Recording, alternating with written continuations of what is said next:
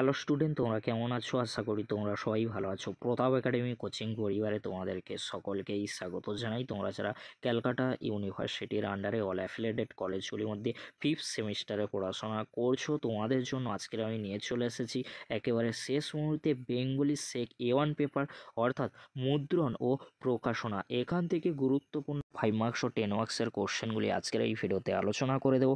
এই কোশ্চেনগুলি তোমরা এখন থেকে ভালো করে রেডি করে নাও।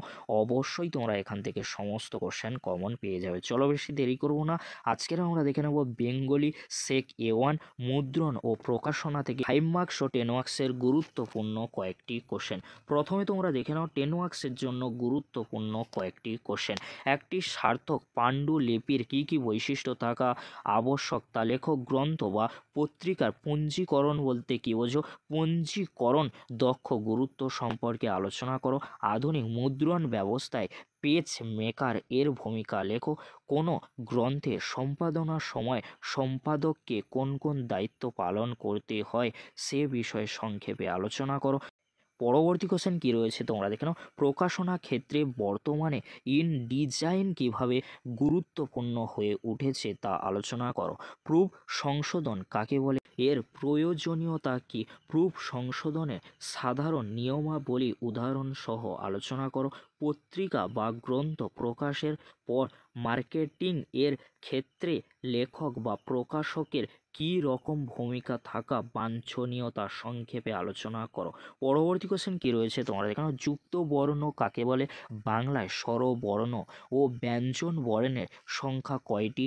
বাংলা বানানে হ্রস্বই ও দীর্ঘই ব্যবহারের পদ্ধতি কি সে বিষয়ে আলোচনা করো।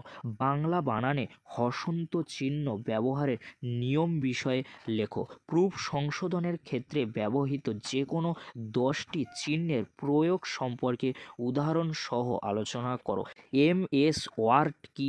মুদ্রণের কাজে এর প্রয়োগগত বিশিষ্টতার ক্ষেত্রগুলি চিহ্নিত করো। এবারে তোমরা দেখে নাও বেঙ্গলি সেক A1 পেপারের জন্য গুরুত্বপূর্ণ 5 মার্কসের কয়েকটি কোশ্চেন। কিভাবে একটি প্রবন্ধ সংকলন তৈরি করা যেতে পারে তার ধারণা দাও। কোরেল ড্র এর কাজগুলো কি তা লেখো। লিথোগ্রাফি প্রযুক্তি সম্পর্কে আলোচনা করো। ফন্ট সম্পর্কে আলোচনা করো। কম্পিউটারে একটি ফুল আঁকতে গেলে কি করতে হবে? 19 শতকের প্রথমার্ধে বাংলায় প্রচলিত ছাপার প্রযুক্তি বিষয়ে যা জানো তা লেখো। টিকা হিসেবে তোমরা যে কোশ্চেনগুলি দেখে রাখবে, বাংলা যুক্তাক্ষর, অফসেট প্রিন্টিং, গ্রন্থের cover page, cursor, status bar. গবেষণার পাণ্ডুলিপির প্রারম্ভিক অংশটি কিভাবে প্রস্তুত করা হয় তার ধাপগুলি পরস্পর আলোচনা করো। একটি সার্থক পাণ্ডুলিপি লেখার নিয়মগুলি কি কি তা আলোচনা করো। এক্সট্রা কোশ্চেন বা সাপোর্টিং কোশ্চেন কিছু রয়েছে, তোমরা কোশ্চেনগুলি দেখে নাও।